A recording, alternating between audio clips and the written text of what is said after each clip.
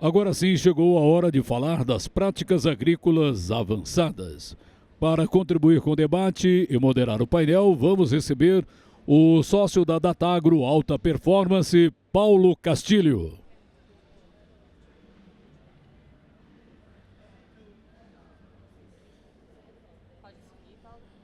Para completar a bancada, convidamos o pesquisador do Instituto Agronômico de Campinas, Heitor Cantarella.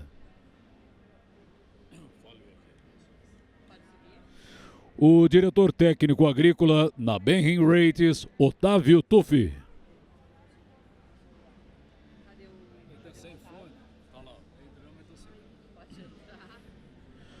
O sócio gestor da Nutristal, Marco Oliver Anton.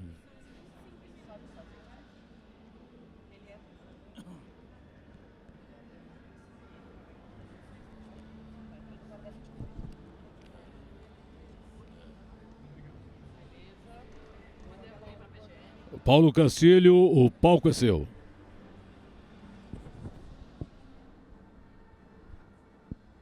Bom dia a todos, um prazer estar aqui. Obrigado à família Nastari pelo convite. É um prazer estar nesse evento grandioso, né? Uma coisa maravilhosa, um estádio, um negócio agressivo, né, Heitor? Bom, nós temos o painel Práticas Agrícolas Avançadas. Temos 3 amigos de longa data, uns de muito longa data, uns de médio e longa data e outros que estão aqui com a gente. É um prazer estar com vocês aqui. Eu acho que eu vou falar muito rápido assim, o que a gente precisa, né, para manter o nosso país ativo, né? É isso, é inovação, é pessoal engajado e trazendo coisas novas, atividades novas, produtos novos. E vamos ter um exemplo aqui. Vou começar com o Heitor, apresentar o Heitor, apresentar cada um. O Heitor vai começar. O Heitor é mestre, PhD pela Universidade Iowa State University e pesquisador do IAC desde 75. E o Heitor é o editor do Boletim 100, que é nossa Bíblia, né, Heitor? Nossa Bíblia. Muito obrigado por fazê-lo, porque a gente segue muito à risca o Boletim 100. Desde que eu sou formado há 40 anos, desde que eu me formei, o Boletim 100 está aí. Então, trabalhou com nutrição de plantas e um pesquisador de IAC desde então. Aí, é um prazer estar com você. Então, palavra com você. Muito obrigado, viu? Obrigado. Então, obrigado, Paulo, pela apresentação. Eu preciso me localizar. Nós vamos falar de práticas agrícolas avançadas nesse painel, né?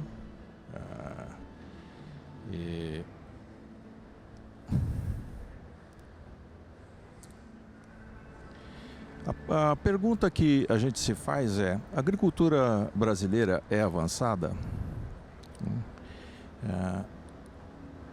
É só a gente dar uma olhada nesses números, né? O Brasil é o maior produtor e exportador de várias culturas importantes, desde culturas graníferas, de plantas florestais, de carnes, e tem uma posição de destaque no mercado internacional de exportação. E não se atinge esses patamares, essa posição de relevo no mercado internacional, se você não tiver qualidades, se você não tiver uma agricultura competitiva e, portanto, avançada. E além de alimentos, o Brasil tem como destaque a produção de bioenergia sustentável, né? Então, 40% dos combustíveis líquidos usados em veículos no Brasil são provenientes de biomassa, de cana e de milho, etanol de cana e de milho. Essa é uma posição única no mundo, né? E essa produção de biomassa, ela é feita de etanol, ela ocupa mais ou menos, a cana-de-açúcar, né, ocupa mais ou menos 1 e pouco por cento da área do país, dos 8,5 milhões de quilômetros quadrados. E apenas 4% da área da agricultura, agricultura, pecuária e florestas. Ou seja, o Brasil tem enormes indicadores de produção agrícola e eficiência econômica, né? E ninguém é eficiente economicamente se não tiver uma agricultura avançada. Mas muita gente discute em mercados internacionais e às vezes até em mercados urbanos no Brasil que a agricultura brasileira tem esses indicadores, produz muito à custa de explorar os recursos naturais, desmatar, queimar. E esse é um discurso que está no mercado internacional e a gente tem que lidar com isso, né? Então, a agricultura brasileira superexplora os recursos naturais? Não, simplesmente não. O Brasil é um dos países que tem a maior reserva de florestas e áreas naturais no mundo. E esses números são fáceis da gente entender, né? Então, o Brasil preserva mais de metade de sua área com áreas florestais e áreas de proteção ambiente. São 66%. E pouco mais de 30% dessa preservação é feita em áreas de agricultores. Isso também é algo único no mundo, né? Os agricultores que têm terras caras, por exemplo, aqui no Sudeste, o agricultor tem que deixar 20% da sua área para preservação permanente, fora a reserva legal, fora as áreas de proteção permanente, né? Isso não existe em lugar nenhum do mundo. Então nós temos um código florestal que faz com que nós sejamos eficientes em termos de preservar os recursos naturais. E nós temos esses grandes indicadores de produtividade explorando uma quantidade pequena de terra, né? Apenas 8% das terras brasileiras são ocupadas com agricultura. E nós temos aí 21% com pastagens, que representam áreas abertas já, normalmente exploradas, subexploradas e que poderão servir de estoque para a expansão da agricultura brasileira. Como o Brasil conseguiu esses indicadores de destaque? Com tecnologia, investimento em ciência, em instituições de pesquisa, como o meu instituto, por exemplo, trabalho no Instituto Agronômico de Campinas, que aliás hoje está fazendo 137 anos, instituições como a Embrapa, que também já tem várias décadas, e empresas. Tem muita pesquisa hoje feita em empresa, né? E então esse conjunto de investimento em tecnologia em instituições públicas e em empresas que levou o Brasil a essa posição de destaque. E a próxima pergunta é, ótimo, nós temos uma posição de destaque, temos uma agricultura competitiva, preservamos o meio ambiente, podemos deitar em berço esplêndido e ficar satisfeito com isso? A resposta, obviamente, é não. A ciência que nos trouxe essa posição de destaque, ela já foi feita, ela foi feita ontem, está sendo usada hoje. Mas a ciência que vai manter o Brasil em posição de destaque no futuro, ela está para ser feita. Então, nós temos que continuar investindo em tecnologia. Isso é igual andar de bicicleta, você não pode parar, que senão você cai, né? E tem muitas técnicas agrícolas avançadas que nós precisamos investir e progredir. Nós temos que investir e acreditar em ciência, em primeiro lugar, explorar os nossos recursos genéticos, né, os nossos bancos de germoplasma que vão permitir com que a gente produza novas variedades para problemas que às vezes nem existem hoje. Por exemplo, resistências a doenças que possam vir a aparecer, a pragas, produzir variedades que sejam resistentes ou tolerantes à seca, a estresse de altas temperaturas, Tudo isso é possível se nós cuidarmos bem dos nossos recursos, né, do nosso germoplasma, fazendo técnicas de melhoramento vegetal tradicional e as modernas técnicas baseadas em biologia molecular. O Brasil já tem muito desenvolvimento em agricultura vegetal, digital, máquinas inteligentes, robóticas. A gente vai ver muito disso pela frente, né? E é importante uma integração entre a pesquisa pública e a pesquisa em empresas. Eu falo em pesquisa pública porque a pesquisa pública ela tem uma certa perenidade. É lá que os cientistas ficam durante anos se tornando grandes especialistas. São nas instituições públicas que a gente tem os grandes bancos de germoplasma e que servem de base, de apoio para as empresas privadas que fazem pesquisa também, uma pesquisa mais aplicada, de mais efetiva talvez para ser transformado em produtos, né? Então, os desafios que nós temos pela frente implicam em investimentos em pesquisa, tanto nas instituições privadas como nas instituições públicas. Então, com isso eu encerro a minha apresentação aqui, depois a gente volta para discutir alguns desses temas. Então, muito obrigado, Paulo, e devolvo a palavra para você. Obrigado, Heitor. São desafios enormes que o país tem, né? Mas eu acho que eu vou fazer a pergunta agora.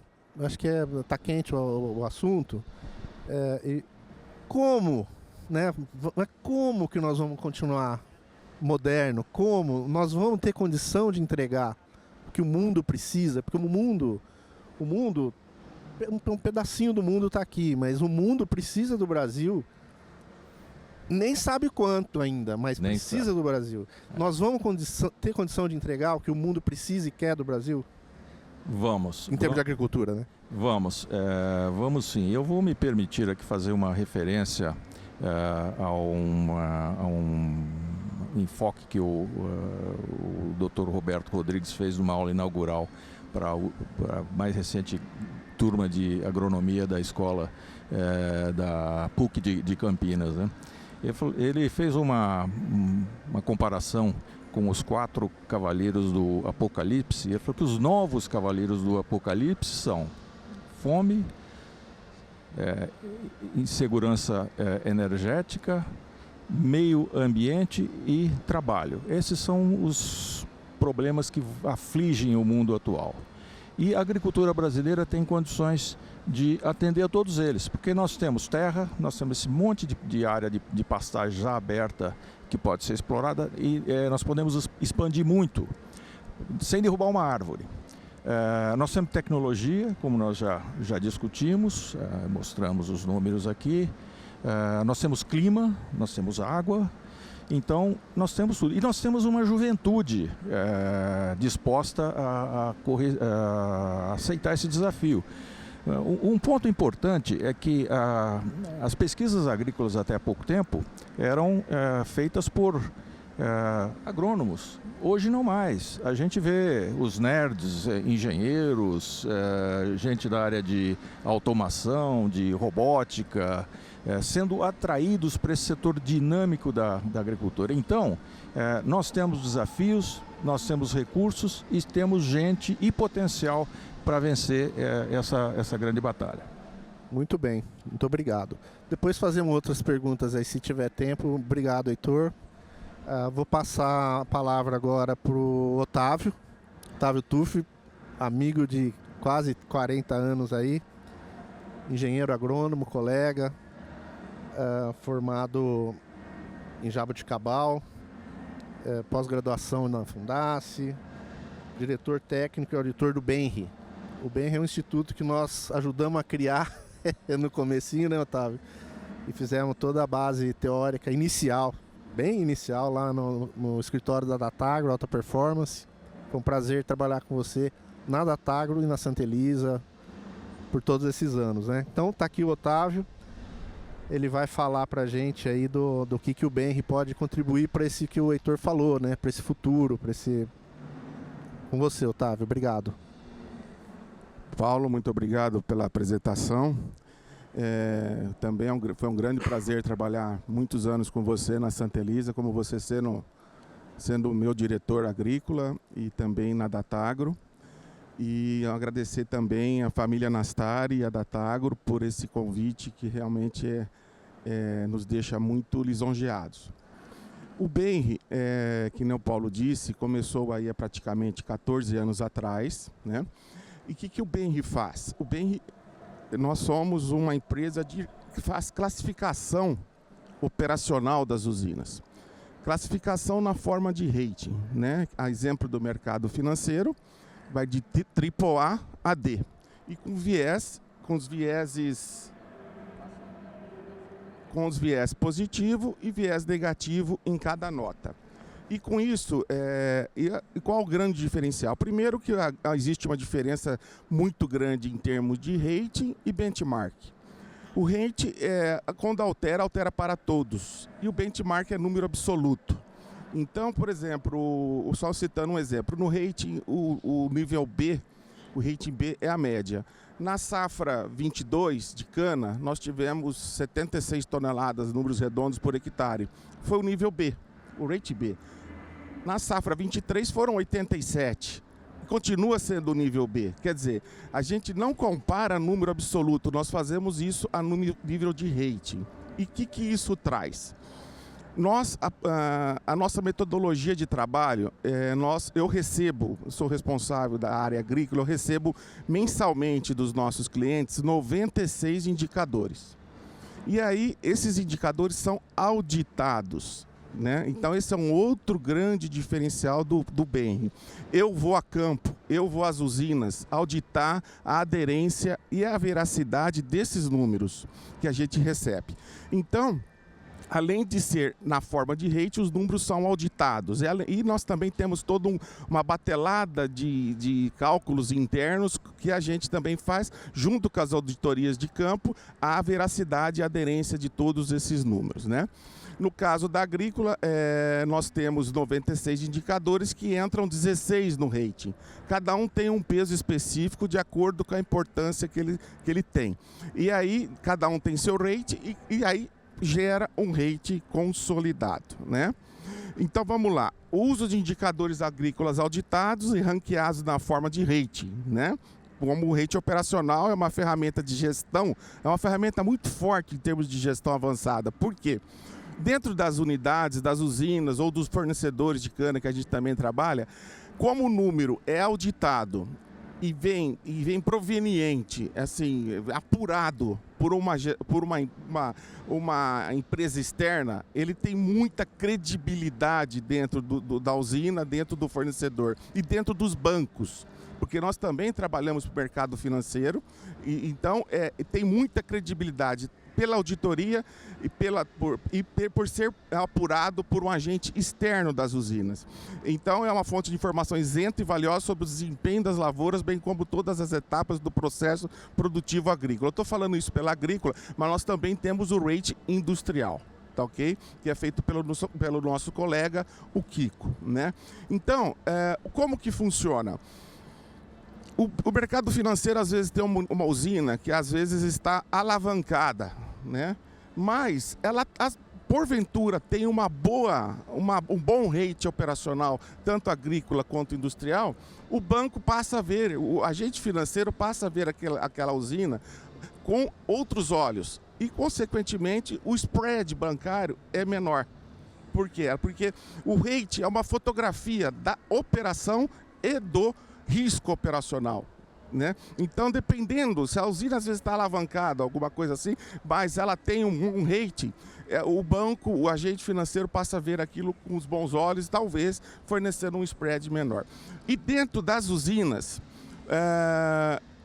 os indicadores que porventura estão mais debilitados, vamos dizer assim, ou com rating menor, a gestão da usina faz planos de ações para aqueles indicadores que ela queira melhorar. E com isso, ela fomenta, ela catalisa nas equipes a necessidade das inovações agrícolas, que é o foco da nossa apresentação. Então, como são números muito reais e muito fidedignos e muito respeitados e confiáveis pelas equipes, tem muita força dentro das equipes agrícolas, no caso, que eu estou dizendo, aí as usinas fazendo tudo isso, aí isso é um fomentador, é um catalisador de procura por inovações agrícolas para obter ganhos a nível de rating, ok?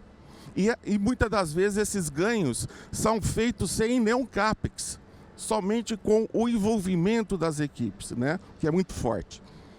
Então aqui, ó, se vocês terem uma ideia, isso só em referente à safra 23, evolução do rendimento efetivo das colhedoras, RMC. O B é o nível médio e o AAA, isso são fotografias de alguns clientes nossos. Né? Todo o banco de dados nosso, nós temos hoje 45% do setor canavieiro faz parte do nosso banco de dados, é muito representativo, né? 45%.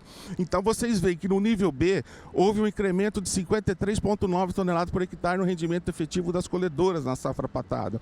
E no no rating B, no B que é o médio, né?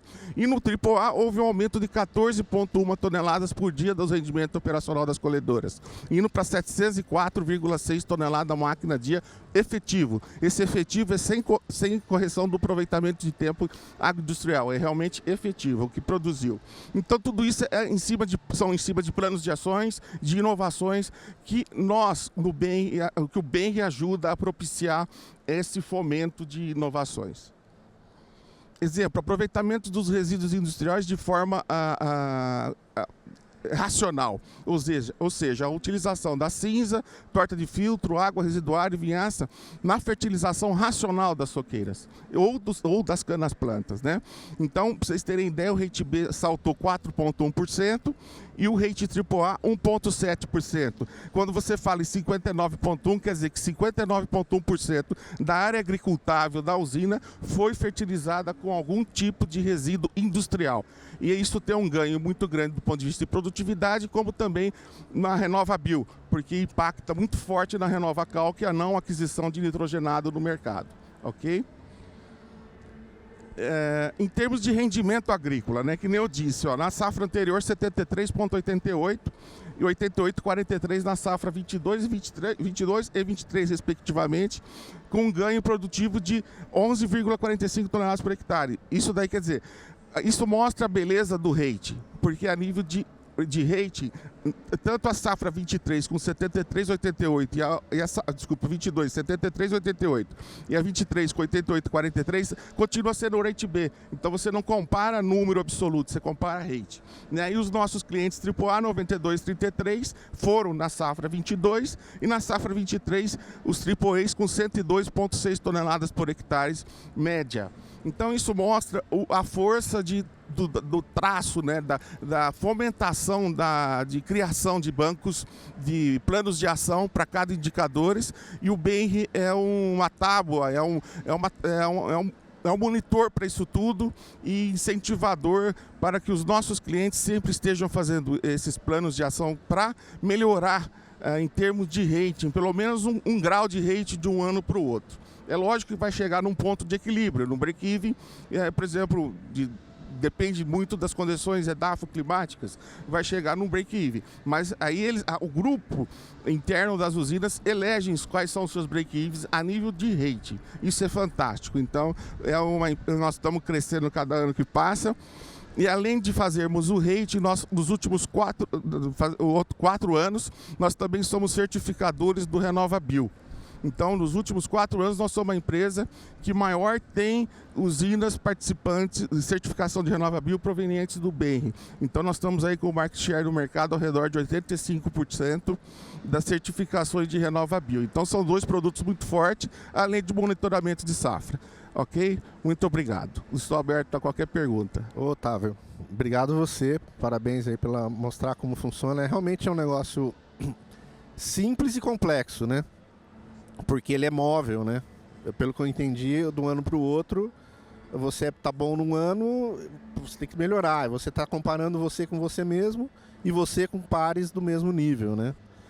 Então, eu posso perguntar para você que as empresas usam como uma ferramenta de gestão, é isso? Justamente, Paulo, é uma ferramenta de gestão muito forte e a gente vê que você pode ter o melhor equipamento agrícola que você quiser, o melhor hardware, o melhor software, se você não tiver o engajamento das equipes e do ser humano naquilo, não vai resolver. Então, uma ferramenta de gestão é muito forte porque ela tem muita credibilidade dentro das usinas, né, dentro dos fornecedores. Então, como essa credibilidade, o pessoal usa muito realmente para plano de gestão, para remuneração variável e tudo mais dentro das usinas. Então, realmente uma ferramenta de gestão muito forte. O pessoal utiliza forte mesmo. Muito bem. E vai ao encontro ao que o Heitor falou. Quer dizer, nós temos que continuar evoluindo todo ano, comparado com o que nós somos bons. A gente acha que é bom, né, nas coisas e tal, mas se acomodar, anda para trás, né? Então, acho que é uma ferramenta excelente que vai provocando as próprias empresas a melhorarem os seus processos, enfim, e evoluir conforme o clima permite, né? Justamente, Paulo. E aí é o que a gente diz, né? Que nem fosse um campo de futebol. A hora que chove, chove para os dois times. Molha o campo para os dois. Verdade. Então, como as curvas de rating são anuais, se existem alguns fatores exógenos que fogem da mão, como o clima, foge da mão para todo mundo. Para todo mundo. E aí você se compara. E aí se compara a nível de rating e não a nível de benchmark, que é número absoluto. Ok. Tá ok? Perfeito. Muito Obrigado. Opa, obrigado você. Parabéns aí. Bom, acho que dando sequência na apresentação, eu vou chamar um grande antigo amigo, mais novo um pouco, mas o Marco, pra você ver, o Marco é um dos atrativos que você falou, Heitor, que é a turma do economista, né? Vindo ciscar aqui no agro, né? Então o Marco é um economista, MBA, mestrado, gestão de empresa, é um gestor de empresas, um gerente de problema de empresa, né? Vai reestruturação, aquela coisa toda que os economistas adoram, né? E tá aí com uma startup, né? Uma startup que ele é General Manager da Chainson South America e da Stral. A Stral tem a Nutstral, que é uma startup que tem um produto inovador. Falo inovador porque também vai na sequência dessa evolução que nós estamos precisando, né? Que é o OCC, e que está aí com seus 10 minutos aí para fazer o show e a gente tentar inserir no nosso miolo aqui de trabalho, né, Marco? Então, com você, muito obrigado. Prazer estar com você nesse palco aqui, compartilhando. Obrigado, Paulo. Prazer também. Agradecer a Data Agro, meus colegas de painel. Tentar falar um pouquinho sobre o que é o OCC. A gente está falando muito de inovação e tecnologia é fundamental, mas a gente tem que também escolher as tecnologias que vão realmente fazer diferença e que vão ajudar o Brasil e o mundo a enfrentar esse grande desafio de demanda por alimentos e por produtos agrícolas que nós vamos ter nos próximos anos, nas próximas décadas, né? Então eu vou falar rapidamente do OCC e eu vou tentar ser breve, mas depois a gente pode entrar em detalhe com algum ponto. Então, o que é o OCC, né? O OCC, é que está pulando errado aqui, vamos lá. Nós estamos falando de nanotecnologia aplicada à agricultura. Então, o que é o OCC? É um composto coloidal orgânico, né? Ele já foi desenvolvido há mais de 10 anos, então, embora seja um produto inovador, ele não é um produto novo, ele tem 10 anos que já está no mercado. A empresa que criou o OCC tem mais de 30 anos de mercado, então também é uma empresa que vem com uma tradição de mercado grande, sólida, né? Então, embora nós sejamos uma startup no Brasil, no mundo o OCC já é uma tecnologia consolidada, né? Então, nós temos venda já na Europa, Ásia, Oceania e, através da Nutstral, a gente começou a trabalhar o mercado brasileiro e começando a trabalhar também o resto dos países da região Américas, né? Importante, ele é um produto plant-based, então não é um químico, ele é um produto plant-based, né? Não tóxico e tem certificação de produto orgânico. Então, nós estamos falando de nanotecnologia, mas também estamos falando de meio ambiente ao mesmo tempo, né? Então, a nossa ação ela é muito mais física do que química. E a gente depois entra um pouquinho e fala um pouquinho sobre isso. O conceito por trás vem da indústria farmacêutica, então é a mesma tecnologia que hoje está sendo aplicada nessa nova fronteira de fármacos, né? Então nós estamos nanoencapsulando princípios ativos, né? Através de formando micelas lipídicas. Então Por exemplo, a vacina da BioNTech Pfizer usou exatamente essa tecnologia de encapsular o princípio ativo e ajudar a carregá-lo dentro do organismo para chegar no seu objetivo e ter maior eficácia no tratamento, no caso da Covid. E hoje muito utilizado nas novas drogas que vêm para quimioterapia, por exemplo, onde hoje você tem no tratamento mais conservador, você recebe a quimioterapia, é uma quantidade, no fundo é um veneno, porque você está tentando, né, combater alguma coisa, e ele tem efeitos colaterais no organismo inteiro e, se tudo der certo, vai conseguir combater o câncer com sucesso. Mas nesse processo ele também traz alguns tipos de efeitos colaterais complicados. Então, essa nova tecnologia também em fármacos, no caso de quimioterapia, você vai encapsular o princípio ativo e carregar ele para dentro do organismo, já entregar ele na célula cancerígena para ter uma eficácia mais rápida, né, melhor. A ação do produto, então o OCC, cada componente tem em torno de 2 a 4 nanômetros, né? Uma vez, quando você coloca ele no ambiente líquido junto com outros componentes, ele vai formar essas micélulas lipídicas, coloidais. Então ele cria uma casca protetora em torno do princípio ativo, né? Uma vez encapsulado, a molécula, estamos falando realmente de molécula, ela vai ter de 200 a 400 nanômetros. Então a gente ainda está em tamanho viral, a gente ainda está em nanotecnologia, né?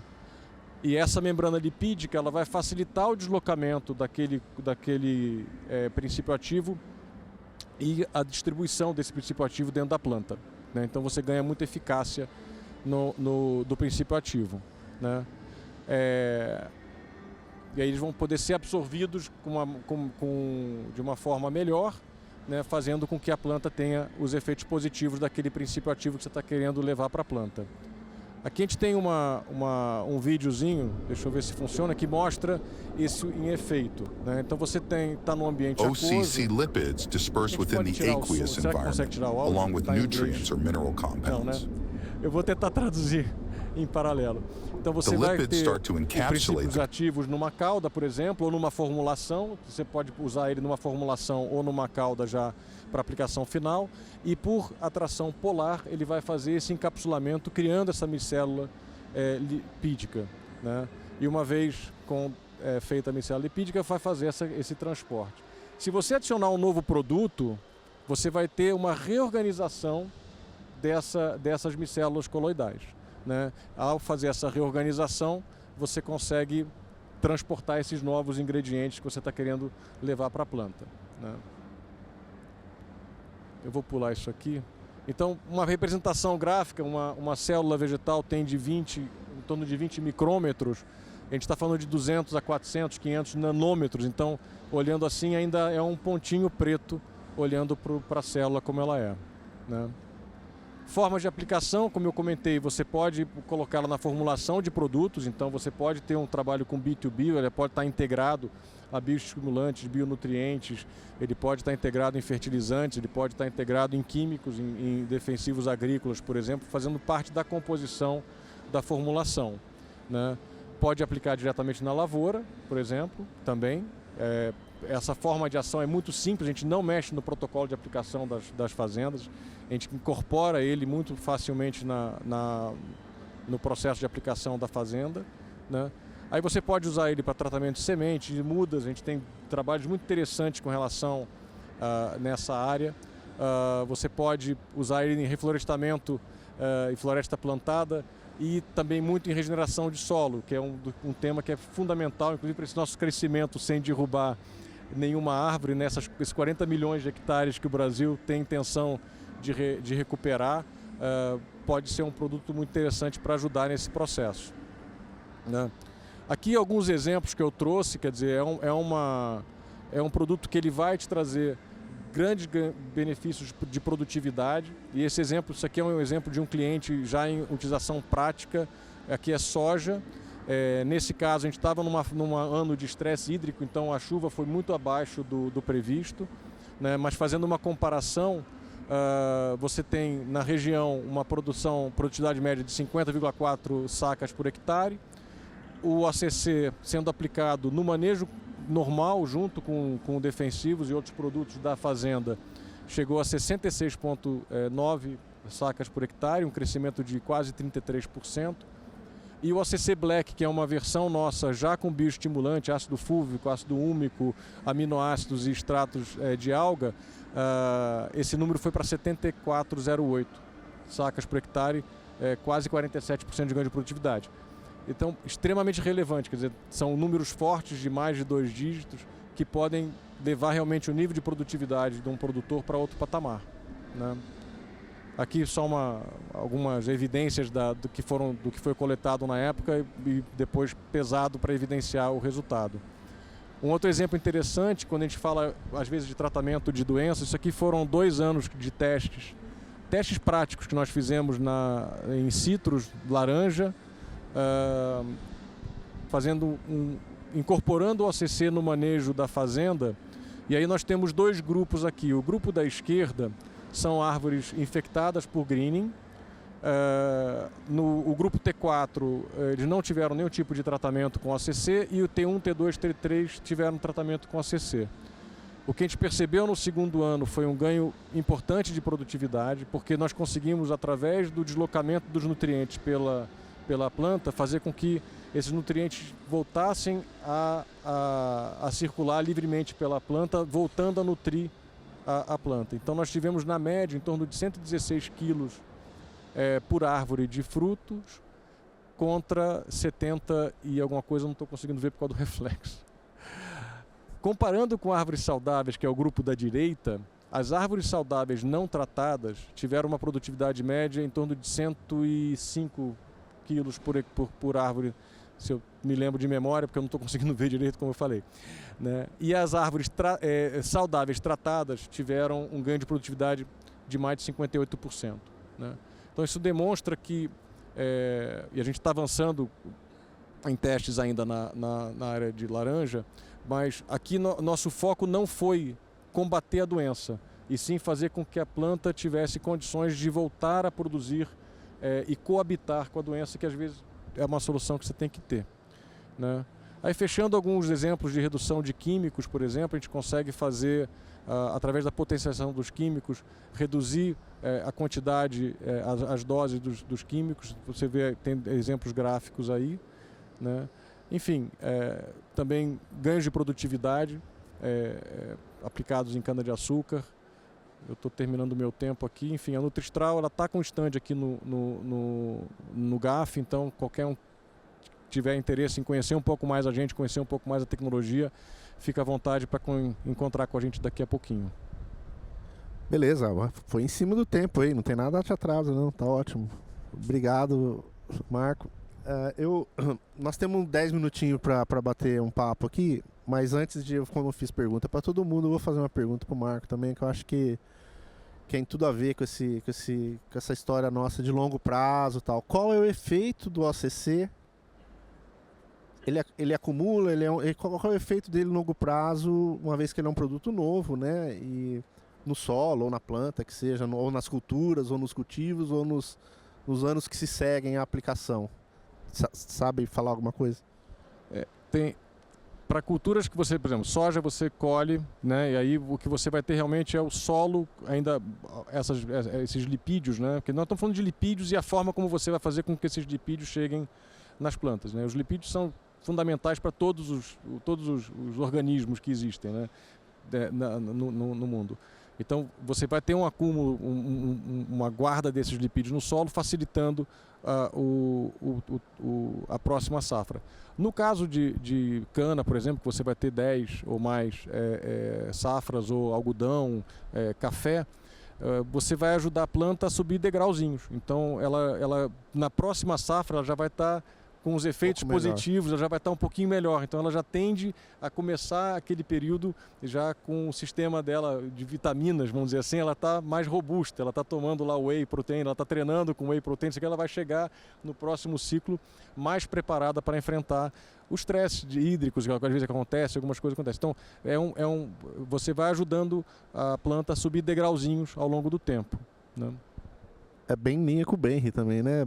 Otávio, porque você vai melhorando na ano, você mesmo provoca uma melhora tua, né? Sem dúvida, Paulo, e cria uma cultura dentro da empresa, porque quando eu comecei a trabalhar na usina Santa Elisa, nós tínhamos a colônia, e morava todo mundo na usina, né? E se o rapazinho, porventura, não fizesse alguma coisa de acordo, você falava com o vô dele ia na casa dele de noite, que era tudo ali, conversava com ele, no outro dia ele estava jóia, né? Hoje em dia não, hoje é meritocracia, né? É ganhar pelo gol que faz. E o turnover, a rotatividade de pessoas dentro das usinas é cada vez maior. Então, você criando essa cultura, esse banco de dados muito forte para trabalhar as pessoas, que é fundamental, né, dentro principalmente da nossa atividade canavieira, que roda 365 dias por ano, 24 horas, né, uma colhedora aí que custa 2,5 milhões, que está lá às 3 horas da manhã sendo operada à distância, né, em tudo com o operador, só ele sabendo, apesar de toda a telemetria, de toda a gestão à distância que hoje se tem, mas é o operador que vai estar sabendo o que faz ou não ali em cima, né? Então, tudo isso é muito importante. A geração de dados é importante, mas chegar os dados lá na base. Eu vejo que isso ainda é um grande desafio dentro das empresas sucroenergéticas, que é gerar, além de estar gerando um dado muito fidedigno e confiável, é o dado chegar lá na base todo dia, saber o que está acontecendo on time e ser trabalhado. Então, ainda a gestão de pessoas é um desafio que o Benri ajuda e participa muito fortemente. Beleza. Isso aí, Heitor. E aí, como é que a gente pode utilizar a estrutura, não utilizar a estrutura é muito forte, mas assim, como é que a iniciativa privada pode se aproximar da academia para que a gente possa usar tecnologias, possa usar esses conhecimentos, possa usar na prática para dar velocidade para o que a gente precisa para o Brasil.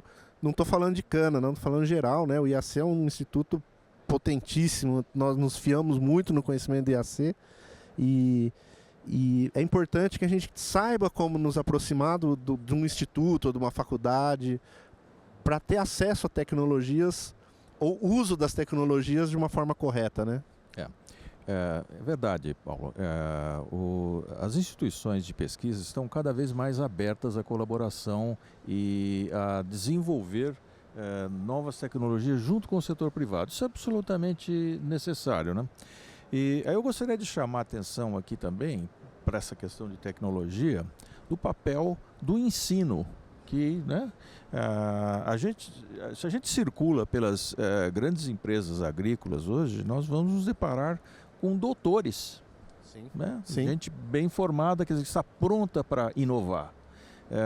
E essa interface entre esse pessoal treinado para fazer pesquisa, que está no setor privado, facilita muito o entendimento com o setor público, essa aproximação, a cogeração de novidades. E a gente viu aqui, nesse nosso painel, um exemplo, né?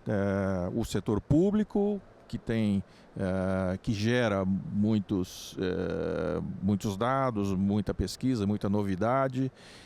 Nós vimos uma empresa privada que tem produtos inovadores e vimos aqui o Otávio falando de métricas para você avaliar essas evoluções. Eu acho que tudo isso faz parte desse grande conjunto, né?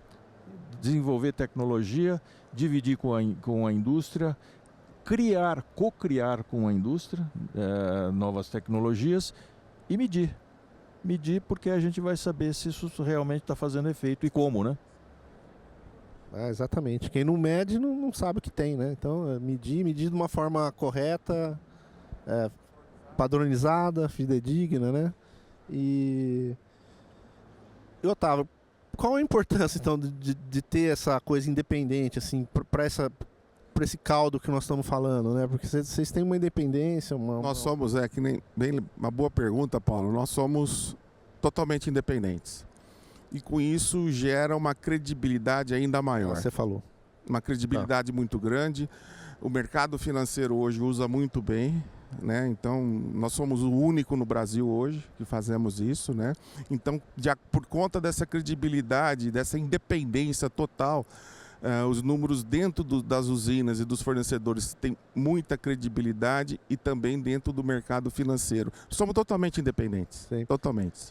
Mas eu vejo que está muito focado em cana, né? Como é que passa para outras culturas? Porque nós estamos falando aqui é para o Brasil, para o mundo, né? Então vamos sair da cana, vamos para a soja. A gente consegue levar esse mundo para uma cultura anual, para um produtor, a mesma ideia, acho que consegue, né? Consegue, Paulo. Boa pergunta também. Prova de que consegue, nós já estamos trabalhando com os produtores de etanol de milho. Ah, sim. Que é uma cultura, o milho, cultura anual e com toda a necessidade da rastreabilidade da matéria-prima, né? Sim. Então, e depois é lógico, aí com esse esqueleto do etanol de milho, trabalhando com grãos, com milho, a gente pode já expandir isso para a soja. Mas nós já estamos sim trabalhando com o pessoal de etanol de milho, já em algumas conversas, e está caminhando muito forte. Ainda mais que o etanol de milho está hoje praticamente 22% do etanol produzido no Brasil já é etanol de milho.